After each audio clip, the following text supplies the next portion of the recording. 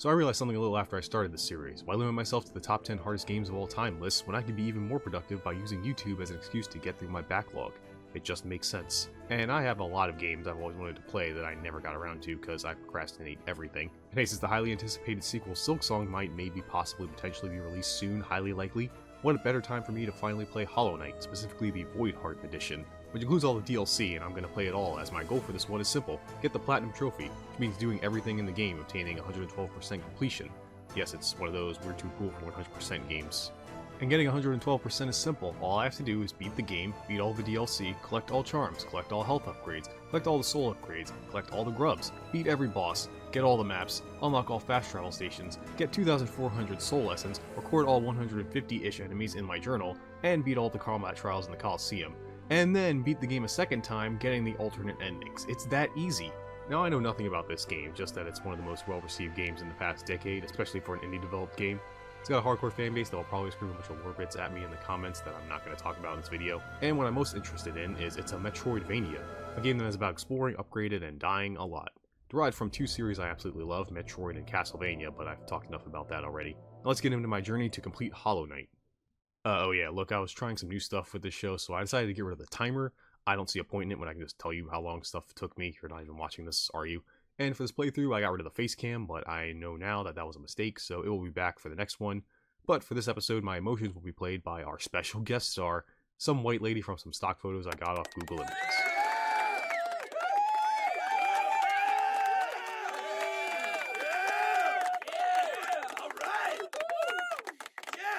The game begins with our character, the Knight, arriving at a place called Hallownest to...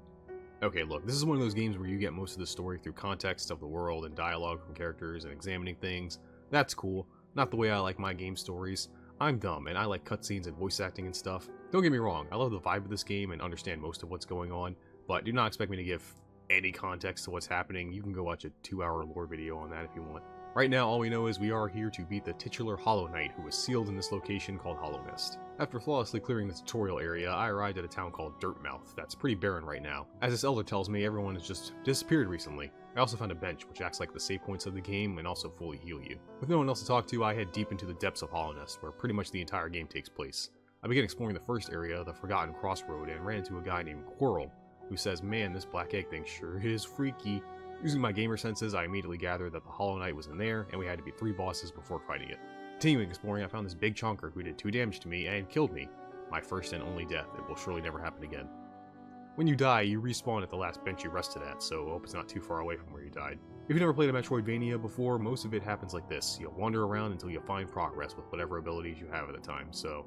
yeah, you're not going to see a lot of my gameplay unless you like me wandering around like an idiot. I mean, yeah, I could use a guide, but I'm not a pussy. Thankfully, I'd at least have some way of knowing where to go when I met this cartographer, Cornifer, who sells me a map of whatever area I find him in. Unfortunately, it's not finished, but it's good enough. You buy maps with Geo, these pebbles, the currency of the game. You get them from beating enemies and hitting these clusters of them, or from a few chests. After exploring more and dodging these enemies that are ribbed for your displeasure, I find this place called a stag station where I meet this oldie, the last stag, who has grown so old he's forgotten where his home is, but he thinks if we activate enough of these, he will remember. These are essentially the fast travel locations of the game. Using it, I head back to Dirtmouth, where the shop owned by Cornifer and his wife Zelda has opened up. Here they sell mostly markers for your map, which will be handy for later, but for now I just buy a quill, which lets me fill out more of the map, marking rooms I've been to before or after resting at a bench. I make it to the first boss, the False Knight, who I managed to beat first try. Yeah, this game's gonna be easy. After that, I meet the Snail Shaman, who gives me my first power, the Vengeful Spirit, which is like a projectile. I barely used it, because using it used my soul meter, which is this thing in the top left next to my health. And you use soul to also heal yourself. And let me tell you, I use a special strategy in this game called Brute Force, which means mashing the attack button and getting hit multiple times, so I need to heal quite often. So yeah, I didn't consider this new projectile as important as healing, so I only really used it when I needed to. After doing a favor for the shaman, I find a charm. These are like equipment in the game, sort of. You put them on and they give you whatever effect it says. But you can only put on a certain amount depending on how many charm notches you have. They're kind of more like the badges in Paper Mario. And yes, I'm bringing that up because I know the developers were inspired by that. See, I skimmed the wiki. After using my new power to flawlessly navigate to the next area, Green Path, I noticed there is this mysterious person stalking me. I also found this area that I immediately left because I thought it was some extra boss or enemy. Yes, I know what it actually is, and I will return to it. Don't worry, it doesn't matter now. I then rescue this guy, Zote, from a giant fly, who doesn't seem appreciative of my rescue since he's such a great warrior. I kinda like this guy. Finally, I catch up to that weirdo that's been watching me, and hey, I know them, that's Silksong. Actually, it's someone named Hornet who's the next boss and somehow managed to kill me. Technically, if you want to get specific about it, I guess I died again. Another aspect I haven't mentioned is when you die, kind of like a Souls game, all your collectible currency, in this case your Geo, is at the last place you died, and when I realized I had quite a lot, before fighting Hornet again, I decided to use it all by buying some map markers at the shop. I also got another charm, the compass, that shows my location on the map, which was very useful for me considering I was still trying to figure out this place. I then fought Hornet again, who I barely managed to beat. She was really hard because of my limited movement, there's no dodge or blocks, so you kinda have to just walk out of the way. Luckily, after beating her, I get the Mothwing cloak, which allowed... Oh, what the...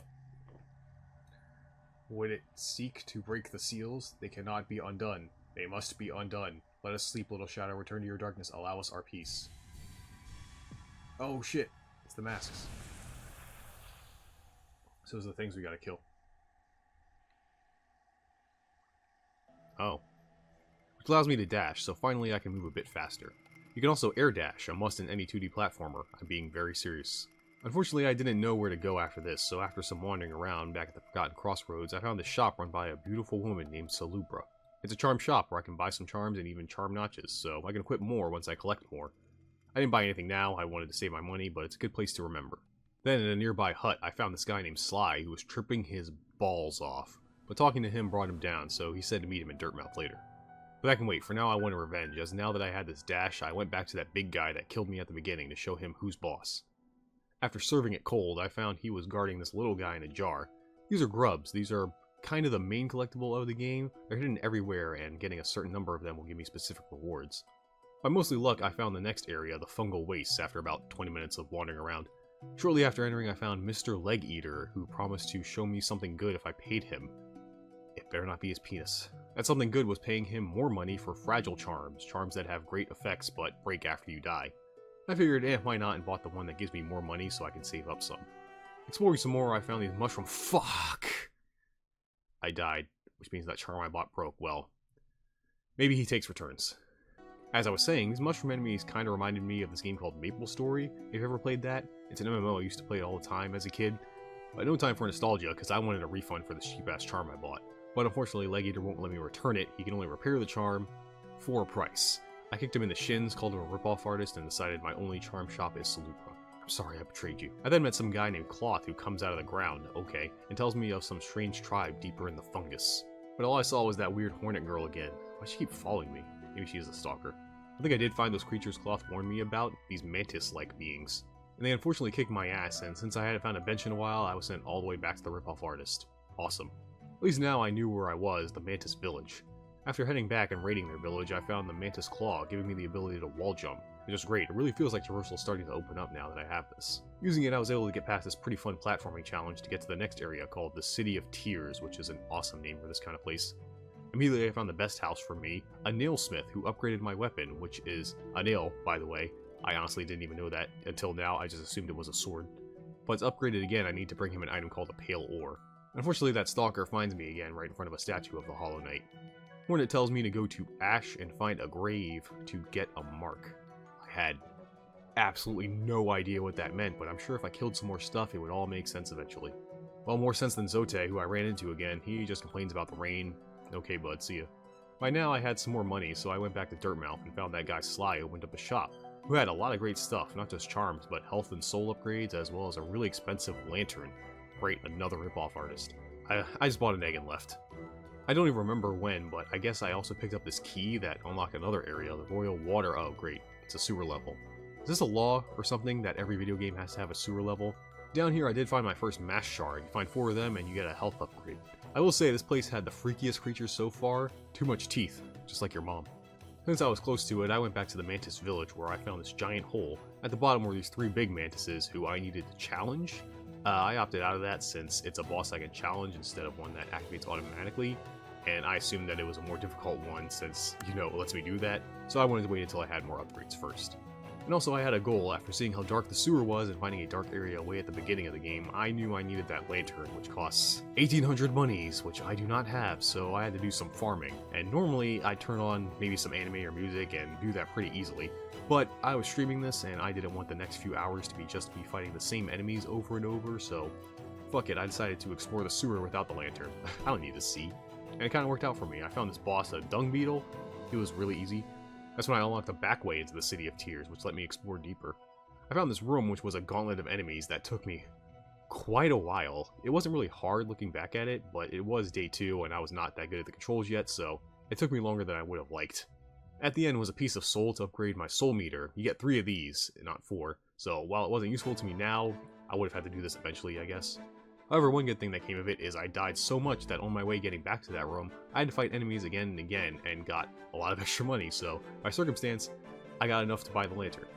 Using it, I went through that early dark area I found and made it to Crystal Peak.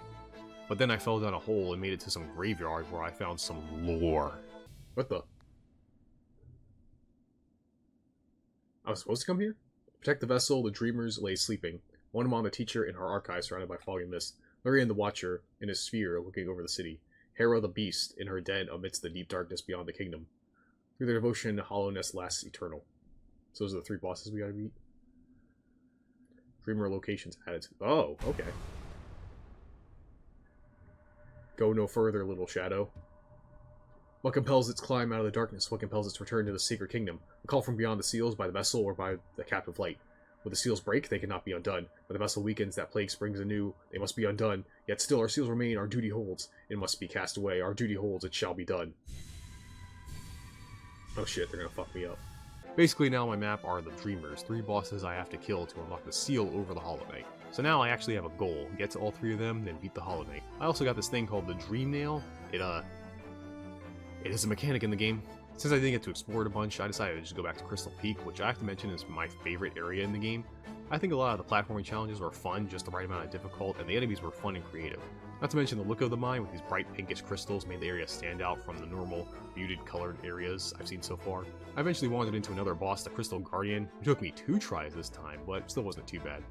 After doing another pretty fun platforming challenge, I found the Crystal Heart, which lets me zoom off like a rocket to cover long distances. It's pretty satisfying to do, honestly. Using it, I found a back exit from Crystal Peak into Dirtmouth, where I discovered a new feature thanks to my Dream Nail. I can now see and talk to ghosts. That's disturbing.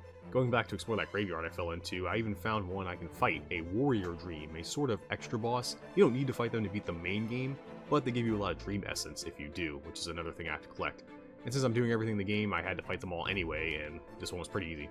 After beating that guy, I ended playing for the day and picked back up a few days later, where I did do a little farming on my own time, just to buy some extra charms in case I needed them. Also, I got more health. Now that I had the lantern, I decided to go back and explore that sewer a bit more and found Isma's Tear, an item that made me immune to these acid pools that are pretty much everywhere in the game. So by this point, despite me having a goal and destination, I was not going to head for any of the Dreamers until I explored most of the map and got most of the upgrades, because, well, I'm trying to get everything anyway and figured I would be so OP by that point, the last few bosses would be more of a victory lap. I decided to head toward one to get an idea of where things were, which led me to an area called Fog Canyon. We had these cool jellyfish enemies that when you hit them, they charge at you and explode. Through here I found another area using the Isma's Tear, the Queen's Garden. I don't really have much on my first visit here, except there was this one part where I kept dying a lot at this area where I had to platform and dodge enemies. And I don't remember why, but I was super salty because I died here a lot. I said stuff like, this area isn't fun, the devs suck for putting this area, it's all BS, no skill involved. And today this area is no problem for me and it's fine. I don't know why I was such a little bitch about this part. It's really not that big a deal. Okay, well there was this one part that even today I still think was bullshit. Are you shitting me?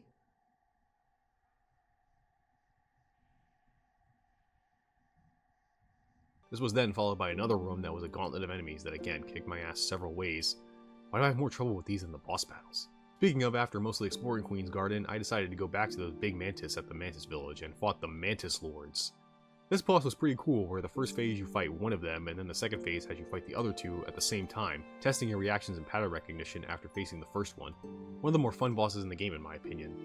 Beating them unlocked a new area, Deep Nest. This place was pretty dank, having all kinds of creepy bugs coming out of nowhere to kill you. This area definitely has the creepiest enemy, these normal looking guys from the beginning of the game, but after you kill them, legs come out of their body and start using their corpses as these mindless husks. It's kinda awesome how fucked up that is. I then ran into some old friends, Zote, who I'm sure is fine, he doesn't need my help, and Cloth, who is not having any of this nonsense going on down here. Leaving him to his depression, I found the Tram Pass, which does exactly what you think it does, and after beating another Dream Warrior, I found this sort of hidden boss named Nosk. Well, after a few tries I beat, and my reward was a pale ore. Awesome, now I can upgrade my weapon again. Before that, I saw one of those dreamers was really close, so I decided to head toward them. I made it to where it was, the distant village, but since there was a stag station there for fast travel, I decided to stick to my original plan of exploring as much as I can, then fast traveling back and fight them.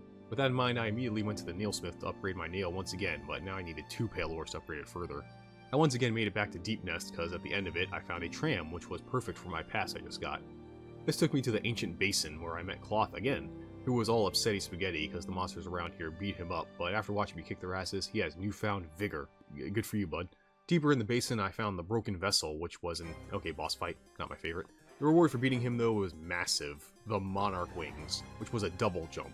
This was big, as now it felt like platforming in certain areas which seemed inaccessible were not an issue anymore. I felt like I could go anywhere. So the first place I decided to go was leaving this place by taking the tram again, which brought me to the end, or the edge, the kingdom's edge. And near the edge, I found a nail master, Oro, who could teach me an ancient nail technique for 800 monies. Why is this game of so many ripoff artists? I can't afford that. I can afford that now, so I paid him and he taught me the dash slash. That sounded weird saying that for some reason. Dash slash. I would tell you what it does, but I legit forgot I had this move and never used it. Money well spent. Moving on, I ran into my stalker again and had to fight her. Again. She was almost the same, but faster and had maybe like 1 or 2 more attacks. And I'm not sure why, but I died quite a lot to her here. I mean, maybe because I used the only strategy you need in any video game, brute force. Who needs actual strategy in dodging or blocking? Mash the attack button and pray. That's how you should play games like God intended. And after about 40 minutes of attempts, I managed to finally beat her. Piece of cake. And after she says some words that I'm sure are important, I got the King's Brand. I have no idea what it does. Then the whole place collapses and I die. And well, that was a short game. But no, Hornet saves me despite talking shit to me this entire time she's known me. What a tsundere. After that, I left the Kingdom's Edge and found this Coliseum area where, like most Coliseums in games, you go through a gauntlet of fights for some sort of prize. I beat the first one, the Trial of the Warrior, on my first attempt and managed to get a bunch of money and a charm notch. After that, I ended my day, but of course played on my own time without recording, and while exploring I found this area, the Abyss, which apparently is what the King's Brand unlocked? I found it by chance. Down here I wandered into a pool of black splooge and got the Shade Cloak, which made my dash more of a dodge, making me invulnerable for a short time. Awesome. It also let me pass through black stuff. After leaving the Abyss, oh my god, do I need a restraining order? I then went back to Fog Canyon to explore and found I was now close to another one of those dreamers. Yeah, I figured I'm strong enough by now, so I decided to fight one. Inside, there was this weird lab where I found King Jellyfish standing in my way. This boss worked a bit different, where I couldn't damage him normally. I had to wait for our old friend Quarrel to come hit it, and then I could do damage. It took me a few tries, but it wasn't too bad. I was interested to see what that Dreamer boss was going to be after that mini-boss. I found the Dreamer in a test tube, and Quarrel used that mask he wears to do some magical shit, which allowed me to use the Dream Nail on the Dreamer. Oh, I'm still not getting it. And instead of a boss battle, it was just, I hit them a few times, and that was it. And that was a lame boss. Wait. Was the jellyfish the boss? That's kind of disappointing. I don't know, I was expecting these kind of big epic battles against a dream being that had maybe 2 or more forms or something, not a jellyfish. Admittedly, it's my fault for overhyping myself, but can you blame me? The boss designs have been pretty good so far. There's not a boss I would say is bad or bullshit. They're all pretty well designed, so I was expecting more than a boss from SpongeBob, but hey, it makes my playthrough easier, I guess. By this point, I figured since I had most of the upgrades by now, that these bosses might not be that big a deal. I decided to use all my abilities and backtrack to previous areas and collect most of what I can before heading to the end of the game. Exploring the Queen's Gardens again, I found this one area where, oh, it's Cloth, he's fighting with me, cool, against the Trader Lord, who has a pretty easy to read pattern and stuff, but has one problem. He does double damage. Every enemy and boss so far, besides the big guy, has done 1 hit, but this guy does 2. And since I had to get used to the pattern and he barely gives you a chance to heal, I died quite a few times. Thanks to good old brute force and my best alive friend Cloth, who will never leave me, we managed to— oh shit!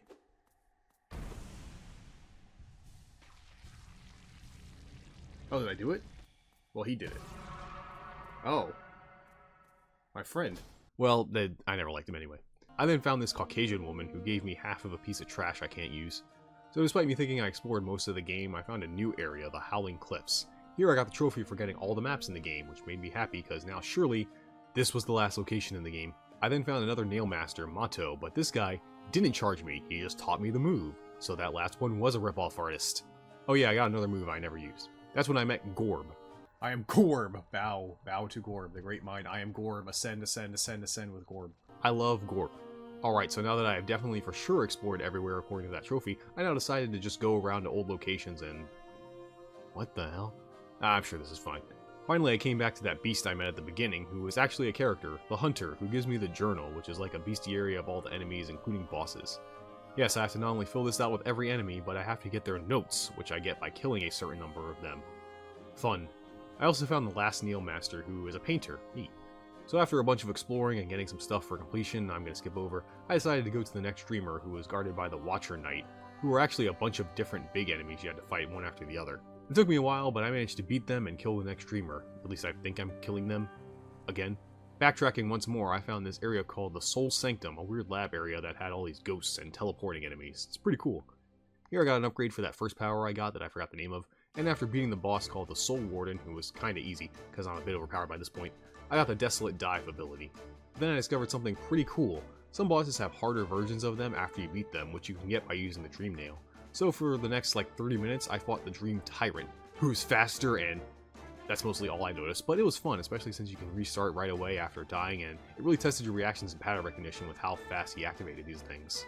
I'm telling you, I've not been talking about it much, but these devs are really good at designing boss battles. Like, I've not been bored during one. So after some more collecting, destroying bosses first try, and lore, I was ready to finish the game by beating the last Dreamer and the Hollow Knight. Unfortunately, the last Dreamer was kinda disappointing to me. It starts off great with these weird cultists tricking me to sit my ass down and then proceed to black screen me. And now I have to escape their den of lies. But that's all I have to do. There's no boss here, it's just a short level with some platforming and enemies. The Dreamer just lays there and you get him. And look, I get it's probably due to time and logistics or whatever, but again, these guys are so good at boss battles. I was just hopeful for a good one before the last boss, but whatever. Now it's time to face the oh god, I'm starting that restraining order right now. It's time to face the final boss, the titular Hollow Knight. He was really easy because I went around doing a lot of side stuff, so I was kinda over-prepared for him. The game then ends with me becoming the new Hollow Knight, I think. The end. But not at all, because I still need to get all the trophies, do the DLC, and get 112%, which thankfully I can now track in the game. Now there's still a lot of stuff I have to do, and I'm not going to go over all of it, just the stuff I think was interesting or especially difficult or weird. Like you have to do the side quest called the Delicate Flower, where the Grey Mourner wants you to take this very delicate flower to the grave of their ex. If you get hit once, the flower is destroyed and you have to try again, and you can't fast travel, you have to walk all the way there. I thought this would be really annoying, but when I got hit a couple of times, which I will admit the dialogue was funny when you have to go back and get another flower, which is right after the mourner gets done telling you how special and one of a kind the flower they gave you is, and every time you have to go back and retry, the mourner gets more disappointed and pissed off at you, and is like, jeez man, you suck. Well, this one for sure is the absolute last one I have, so don't fuck it up. That was cute. Anyways, I quickly realized, wait, enemies don't respawn unless I rest, so I kinda went through the route I was going to use and killed all the enemies so I could get there really easily. Nothing like some good old cheese. You only do it for a health upgrade, which I needed, and got the trophy for getting all of them. After this, I did the rest of the Colosseum and finished the second trial, the Trial of the Conqueror, and got the last pale ore I needed to fully upgrade my nail, making it the strongest it can get. And I guess because the nailsmith realized he peaked, he asked me to kill him because there's no going up from here with how he upgraded my nail. Sure, whatever, drama queen. I then tried the last trial, the Trial of the Fool. This one was not too bad. By this point, I was decent at dodging and finding the right time to attack. Except in one area. Near the end of it, there's this part with spikes at the bottom and a bunch of flying enemies. You can only wall jump to stay alive, which meant there was nowhere to land, which meant I couldn't heal. And if you forgot, my strategy relies a lot on me healing, because I just mash. So I played for almost 2 hours, and every time I got back to this part, I was getting cooked. Yeah, I did not know what to do, so I decided to go do something else, and maybe I'll get an upgrade or power that can help me, so I went to go do the first DLC, which is called the Grim Troop. In it, the circus troupe comes to Dirtmouth, and the troop master named Grim gives you a charm that summons the Grim Child, and he tasks us to help it grow, which boils down to going to these torches on the map and fighting a kind of lame enemy. Yeah, this DLC was not that fun. It was mostly traveling to these spots, fighting an enemy, and leaving. You do fight Grim at one point, and he is fun, but one good boss fight didn't save it for me. Until the last one. Because after you finish all the torches, which you have to do 3 times by the way, because video games, you fight Nightmare Grim, another enhanced boss. And yeah, this is my favorite boss battle in the game, because he is hard as balls, but also fair as ass. He's another boss that deals 2 damage per hit, and at first I hated that, but then as I kept fighting him, it made sense, because once you realize the patterns and attacks, they were easily dodgeable, despite how fast they appear. The way I figured it out was, depending on where he teleports on the screen, you can tell what kind of attack he's going to do, so instead of reacting, it's more like predicting what he will do, and responding with the appropriate action depending on where he appears on the screen. And this was hard. It wasn't something I figured out right away. It took me almost an hour of attempts, which sounds long, but you can rematch him right away after dying, so you don't have to backtrack from a bench or recollect your items and stuff. My adrenaline was pumping during this. Every time I died, I was just like, oh man, I was so close. I gotta get back in there. So being able to retry right away really helped keep me motivated. Let me tell you, this is one of the most fun bosses I've ever played in a game. It was hard, kind of BS, but the right amount to keep me trying and engaged. It may have taken me almost an hour, but it sure didn't feel like it. And the reward for beating this DLC boss is kinda cool. Remember those fragile charms that first ripoff artist sold me? Well, if you have them, which I did because I needed them all anyway, if you go to this character Divine in the troop, she will upgrade one of them for a lot of money, but you should have it at this point if you've been doing everything. And she can make it unbreakable, like a regular charm. So I got the unbreakable strength upgrade, so now this and the fully upgraded nail, I'm dealing max damage. So it was back to the trial of the fools to see if I can do it this time. And well, the more damage helped, but I think maybe all the dodging and jumping I had to do against End Grim helped me more as I finally made it past that wall jump part. Yes, but then died immediately to the boss of the trial. RIP. So after about 30 more minutes of trying, I finally cleared all the trials of the Colosseum with none of my dignity intact. Oh yeah, a while ago Zote got trapped in the Colosseum, don't know when that happened, and if you beat the first trial again, he appears at the end as the boss, who you just kind of smack around. Hey, I gotta do it for the journal, man. Now there was one final major thing to do to get the last charm, which was getting the last half of that thing that white bitch gave to me. So I had to travel to another location, the White Palace. There aren't really enemies here, it's mostly a lot of platforming challenges, which were very fun and, dare I say, challenging. Some are kind of like, how would I know to do this unless I looked it up? But it was fun. I haven't talked about the platforming a lot in this game, because I think it's fine for the most part. In general, it was good, controlled well. So yeah, make it to the top, you get the other half of that thing, called the King's Soul, the last charm I needed. But to get another trophy, I had to do something else by going to the secret area wearing the King's Soul. You go through a lore segment that I'm sure means something so crazy, and you get the Voidheart, the real last charm of the game, which is always equipped to you, doesn't use notches thankfully, and does not do anything as far as I can tell. You know, the King's Soul regenerated your soul periodically, which was amazing. This just unlocks 2 alternate endings, which I'm not going for because they don't give me a trophy, so yeah, I got rid of one of the best charms in the game for 1 trophy, cool. Anyway, getting all the charms, I can get Salubra's Blessing, which, if you sit on a bench now, Salubra will appear and heal your soul meter for you. I did not consent to this. Alright, we're almost done. The next thing I did was get all the entries for every enemy. This included special enemies and secret bosses, like Dream Zote, who was funny, but kinda easy. Might have been because I'm absolutely yoked out now. With all the entries done, I returned to the Hunter, and the game did something kinda funny that got a laugh out of me. Lumpus Unopole.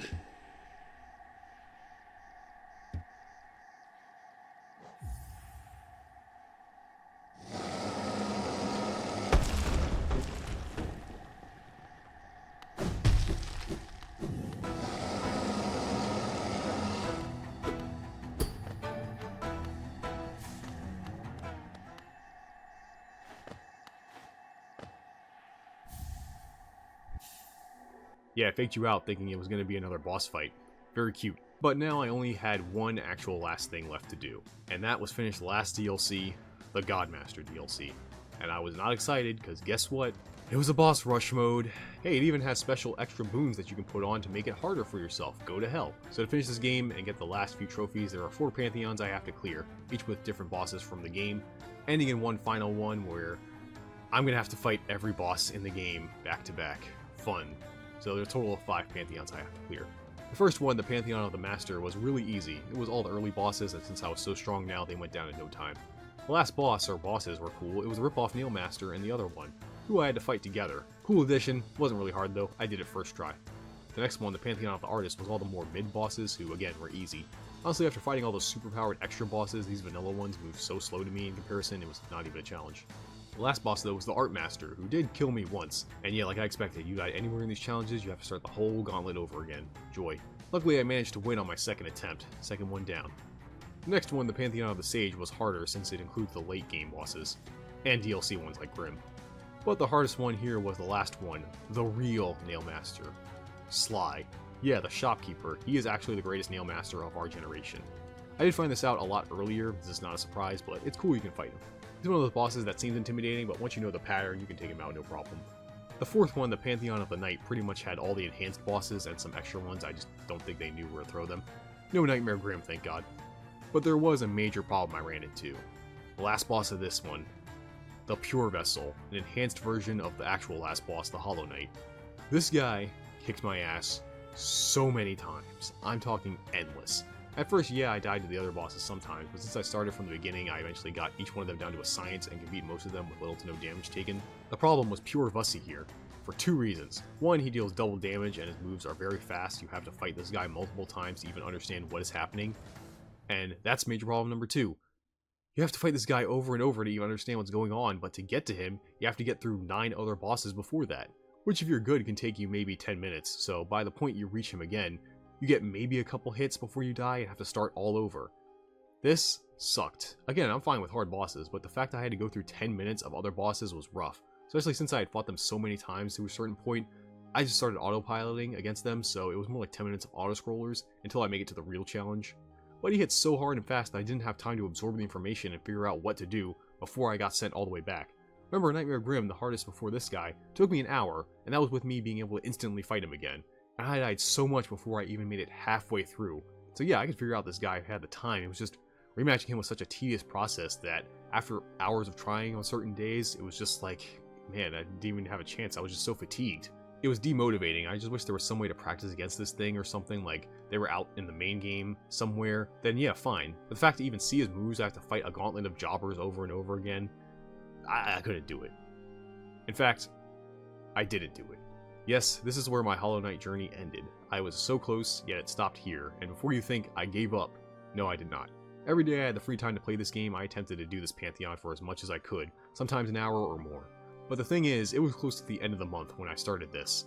Why does that matter? Well, we here at Skill Issue have some unwritten rules that I've never really talked about, because then I'd have to write them down. One I mentioned before is that if emulating the game, I don't use save states to make progressing easier. Another is, I have to beat the main story or single player mode on stream. This is so you can have more content, but also to keep me playing the game often and not slack off, because again, I like procrastinating. And finally, I only have 1 month to beat the game, and some of you think, well, that's plenty of time to complete any game. But besides some side stuff while I'm streaming the game, I don't do that much extra playing, so for about the first 2 weeks, I play roughly maybe 3 hours per stream over 3 days, so that's about maybe 18 to 20 hours over 2 weeks. Obviously, all games are different in length, but that's been the pattern so far. After I've beaten the main game, in between me doing, my real job, life, and working on other videos and continuing to stream, any free time outside of any of that, yeah, I try to play the game and finish off any extra bullshit I need to do. So, yeah, a month with my schedule is barely enough time for me for most games. Case in point. As yeah, the reason I stopped was because that month time limit ran out. Obviously, if I was paid to do this, I could grind these games all day and complete them in like a week. Anyone could. But I think having some time limit is a good way to keep me from being stuck on one game for too long, add some urgency to what I'm doing, and makes it so you don't know what's going to happen in each video. Did I do what I set out to do, or fail? Gotta keep you on your toes. Obviously, if I had a limited time, I would 112% this eventually. Anyone could. But I'm okay with not completing this game, mainly because I loved it.